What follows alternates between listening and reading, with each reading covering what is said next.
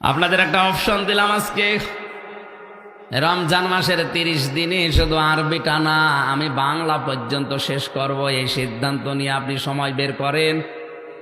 যদি একটা মাসের ভেতরে, আমি তো জেলখানায় 3 বছরে প্রায় 150 বারের উপরে শেষ করলাম, আর বাংলাটাই পড়েছি প্রায় 75 বারের উপরে। আমার তো আয়নার মতো হয়েছে, আপনার হয়তো ওইভাবে হবে না একবারে, তাও তো একবার শেষ করেন।